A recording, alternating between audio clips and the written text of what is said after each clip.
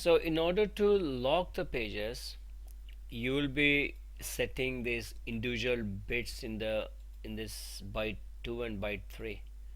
So I've got a nice interface here, and assume that I have written um, some important data in page number 4 up to 10, and I'm going to lock it.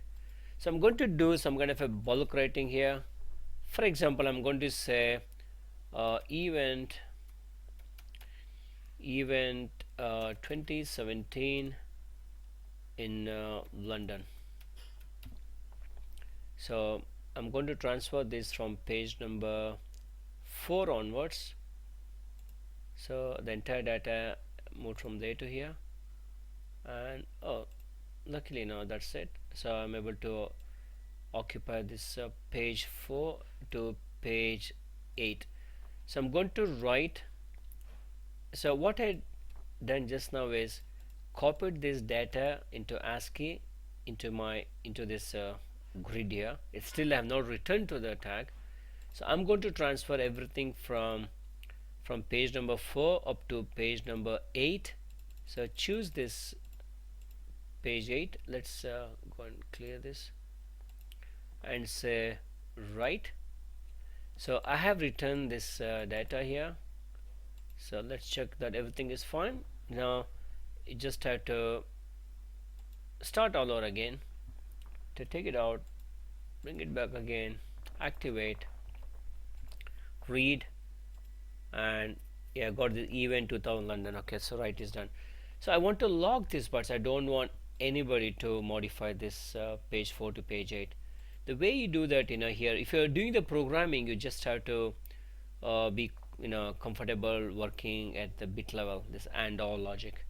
So I want the page 4, page 5, 6, 7 and 8, and keep in mind there is no separate command to write to a lock.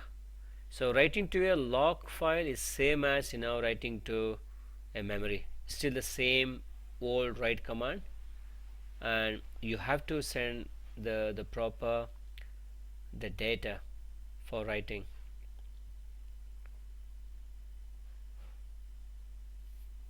So let's try. So you still have to send the entire 4 bytes. So as you can see here, only these 2 bytes are used. So sorry, we missed this log. This is my program here. Whenever you click, you lose us. It refreshes the content. So keep in mind, in page 2 the lock bytes are available only in B2 and B3. So let's do it again. 4, 5, 6, 7 and 8. So it's clear. Sorry, let's clear. I'm going to say write. Now it's locked. Let's see what the command has gone. The command is just a write command. The only thing is, I've done some bit manipulation here.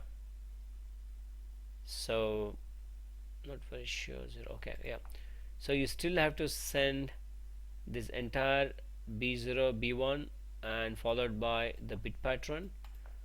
I'm not very sure. I might have missed something here. So I'll probably have to check my program. Okay, so so writing, locking the pages is same as setting the corresponding bit and writing. So I still got a positive response here. Now write is successful. So let's go and see again.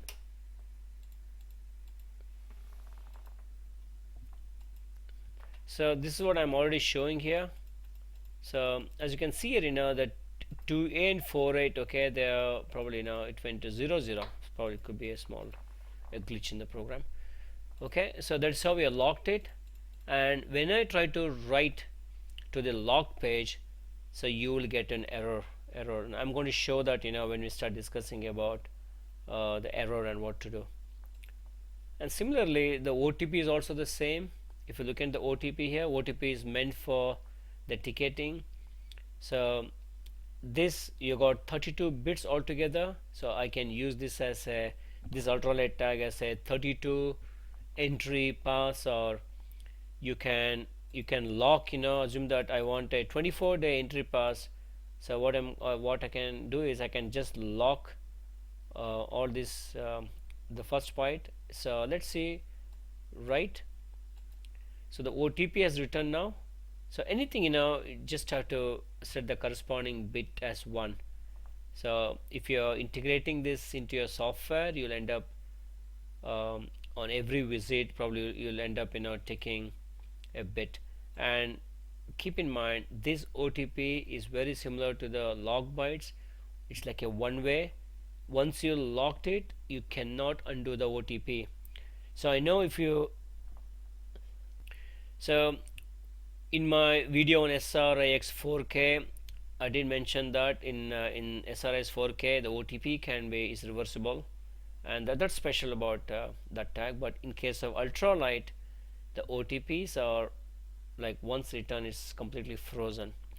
So again, writing OTP is same as writing. I got a nice message here, writing OTP, and this is the various bytes to lock, to set these OTP values. Now let's see what happens when you try to write, or write to a log page or try to send an invalid command. So there's no way you can send invalid command using this software. So let's see what the documentation say about this invalid commands or other problems. If you look at this diagram, there's a mention about what happens when on receipt of a unexpected command. It can be write into a protected memory or sending an invalid command. In all the cases, the tag will go to the idle state, or it will go to the halt state depending on how we activated the tag. Say for example, if we just power down the tag, we know the tag will be in idle state, and in this scenario on invalid command it will go back to idle state.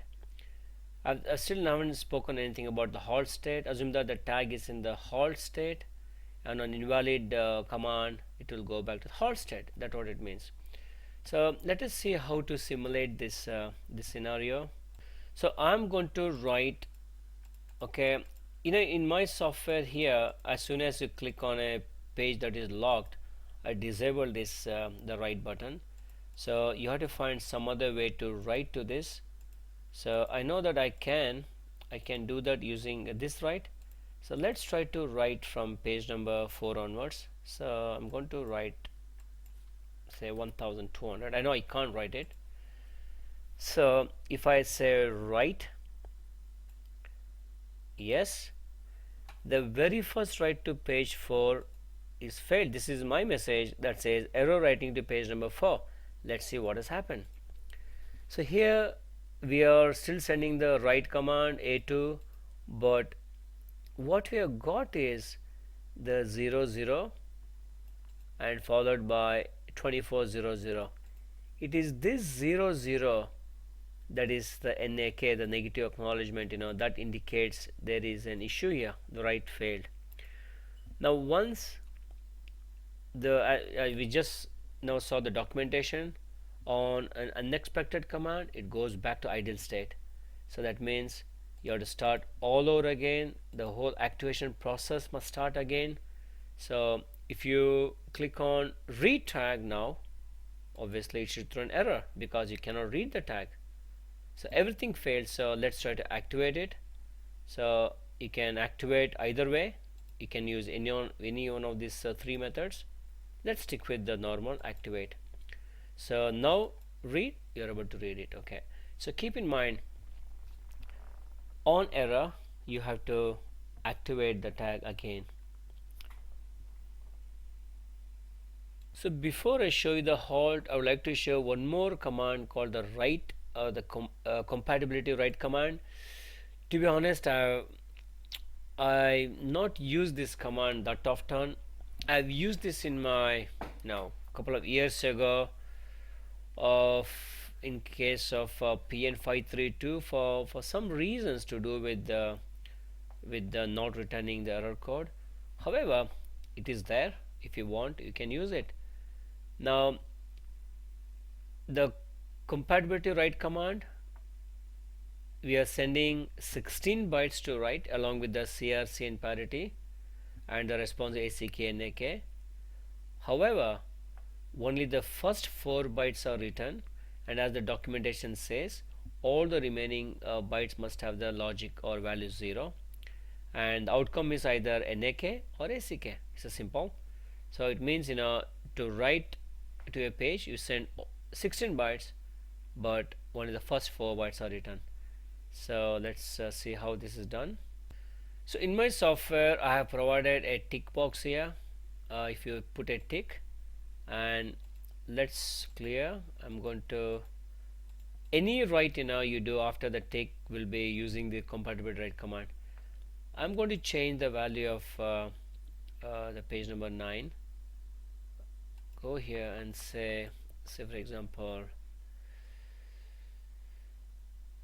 just say hello and say write. So write is successful. If you go back to the command, you can see that the interesting bit here. Sorry, I missed something here. Okay, see the compatibility write. Sorry, I'll just explain this. This is not a straightforward single command. The compatibility write happens in 2 steps. One is the step 1 and step 2. So I'm going to explain this right on the data sheet. So in this document, it's not very clear. It's not as easy as the other commands. So actually this diagram here has got 2 commands. The first command is this. You have to send A0, the address, followed by the CRC, and for this you will get either an acknowledgement or a negative acknowledgement. After that, or immediate after that, we have to send one more command, and where we send all the 16 bytes of data followed by the CRC, and you'll end up getting either NAK or SAK, or sorry, ACK, acknowledgement or negative acknowledgement. So I think I found this diagram much better in some other documentation. Probably, let's see. So this document is clear. This is from NTAG 203. So as you can see, and it has got the first command followed by the second command. Okay, so this is exactly what has happened here. So in order to use this compatibility write command, you have to first send A0 followed by the page number, and two-way tells the CR95 to send even the CRC. Once you get an acknowledgement, that 0A, we are going to send. There is no command byte here, just the 16 bytes of data. See, all the remaining bytes, I just have got 4 bytes here. Everything is a dummy 0 data, followed by 28, and you get an acknowledgement here. So it says it's a it's a positive acknowledgement, so obviously the write must have happened. So if you just go and read again, and it's still there, and it's the same thing. Let's try again, but this time with the bulk write. Just clear this thing. So I'm going to write something from page number 10. So I would say that just continue that event name. So dated say 10th October 2017 at, very sure, okay, shorts. So I'm going to write this from 10, save. Yeah, it's written a little bit missing something, that's fine. So I'm going to transfer everything from page number 10, transfer it up to page 15, write. So all this write page, for all this page for 5 pages, so happened using the compatibility write. So you can see that there's the part 1 followed by part 2. So that is how the compatibility write works. The next interesting thing is in the halt. So I'm not very sure how how we can use the halt command, because it depends from application to application. But what the halt command does is it just tells the card to just stop that, there's no more communication happening. So one of the best use of halt is when you got more than one tags in the field, and you want to bring uh, send data to one tag, keep it aside, then start with other tag.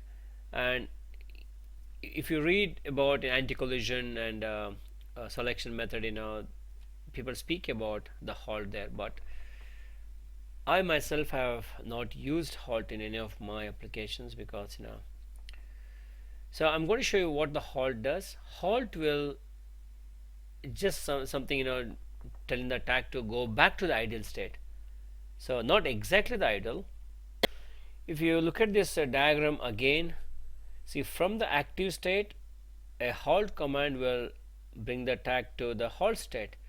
Look at where the halt state is at the exactly same level as the ideal state. So in order to use a tag that's in the halt state, the only way you can bring it to the active state is to follow this path. So instead of using REQA, you're going to use the WUPA, WUPA. WUPA, I think something probably it's to do with the wake up command, So you have to, the WUPA will bring the tag in halt state to the ready state, and after that, we know it's the same anti-collision and selection anti-collision. Okay, so I'm going to show you in order to know that. Let's see what is the command code for the halt. If you go to the halt command, so you have to send 5000, and in fact you have to send this CRC, but it says it's a passive ACK NAK. Not very sure. Somehow I'm not able to get the actual NAK or ACK. It is because probably the word passive here. I'm going to show you what exactly happens when you send this halt. So I'm going to clear, and we are able to read. It's fine. So if you're able to read, that shows the tag is in active state. Okay, when you click this halt, and if you look at what has happened, we are sending account documentation, we are sending 500028. However, the tag did not respond at all. 8700 means no response from the tag. So I remember reading in some documentation that says to ignore the response after the halt command. So it all depends on what we want to do and how we want to do. So now I know it's in halt state. How do you prove the tag is in the halt state?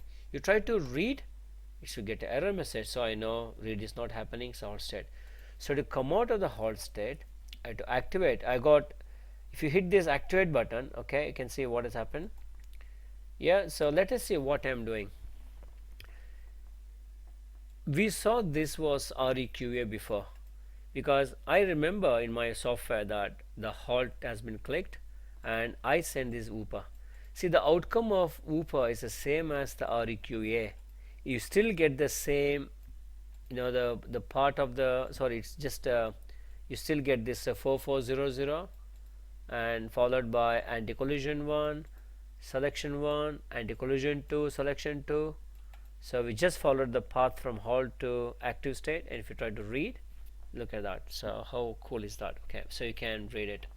So that is how the halt works. You can also take the halt, you can also use other shortcut method from ready one, say activate. Look at that. This time we gave UPA. From there you got the ready one. So it's all the same thing. So before I finish this video, I would like to show on something I mentioned before, that is the control bytes. That is the 3 bytes you get at the end of every response.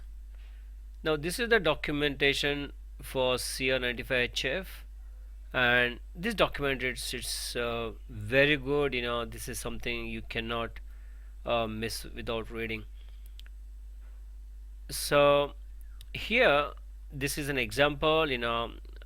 Everything is perfect in the document. It's very clear. These control bytes, they come only for the send and receive command. So in this example, and in fact, this example is also good because it speaks about the REQA, and here I think it's because of ATQ, but whatever it is, all responses end with this XX, YY, and ZZ.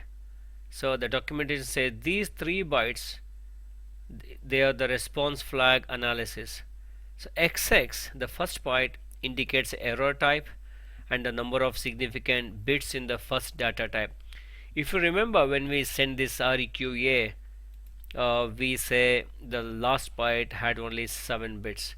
So if the response is less than a full byte, and that is shown in this byte. So yeah, I'm going to show an example where, and I think there is an example here itself. We'll go back to that soon. So after that, the YY says first byte of collision and first bit of collision. See, these two has got a meaning for type A tags. So I've not gone through that level of detail in anti-collision, but if you want to find out when 2 tags are there in the field, if there is a collision, you can find out which byte is the collision and which bit is causing the collision. So this is all part of the anti-collision thing. And if you take this as an example, say here, say for example, 90 is the success code, followed by length, followed by, so this is an ACK or NAK. This ACK acknowledgement is 0A or 00, and this has got only 4 bits. So XX tells you something about how many bits are there. So in this example, if XX is 24, it means 2 means no CRC. So there is no CRC because the response for REQA doesn't have a CRC, and 4 means the significant bits of the data. There are only 4 bits in the data. So basically what it is trying to say is the data we got in the acknowledgement here, if you get the 0A, so it means the tag has sent only 4 bits, and if the last 2 bytes are 00, that's a good sign because there is no collision. And in the similar documentation from the manufacturer side, you can see one more example. This is the case for a success response for 144 type A. Here also, I think this is also very clear, and it says the last 3 bit x plus 1, x plus 2, x plus 3, and as you can see again it's the same thing. It says which bit is causing the collision, which byte causing the collision, and here it says number of significant bits followed by the parity error or a CRC error. I think we saw that in, let's go back to the software now. So back into this software, so we know that for REQA we received 2800. So it means there's 2 means no CRC, and 8 means how many bits are in the last byte, that is 8 bits, and there is no collision. And we also got a response here also at 00. Look at this one for select 2, you got 08. So here also it says there is no error, and the 2 things are okay. One is there is no CRC, and here there is no error at all. Let me check this thing. Okay, so and I think that's all on Mifare Ultralight. So thanks for watching these videos, and please subscribe. And as you can see in these videos, CR95HF is really a cool piece of hardware, and I'm going to make more videos using CR95HF, and this is what I'll be doing in the next couple of weeks. I'm going to start with the the EV1 ultralight, because this is very similar to the one we did with additional the password authentication feature. And I'm going to discuss about NTAG 203. It's not a very, it was a popular long ago, but I'm going to still make a video and show you how to read and write using this CR95HF. The reason is for students and for people who are learning, this is the cheapest tag you can buy. And the next is Ultralight C. I'm going to, I already, all these videos on these tags is already present in my YouTube channel, but they were demonstrated using either PN532 or ACR122U, or it can be MFRC522, but not using this chipset CR95HF. So for me it will be like doing the same videos again. Probably now while doing that we are going to learn something more about this tag. So Ultralight C teaches you how the authentication is done using 3DS, and SRX 4K, which I've done already, it's already there. You can, in fact, SRX 4K works with this CR95HF. I'm also going to make videos on NTAG 213, and these are the NFC forum tags. They're going to learn pretty interesting things about how to create NDEFs. And finally, Mifare Desfar is one of my favorite. It's a very secure tag, and probably now we can this also the NFC forum. I think it's a type 4 type of tags. Okay, so that will be interesting as well. So keep coming back to my channel. There's a lot of new things are going to come soon. Okay, bye.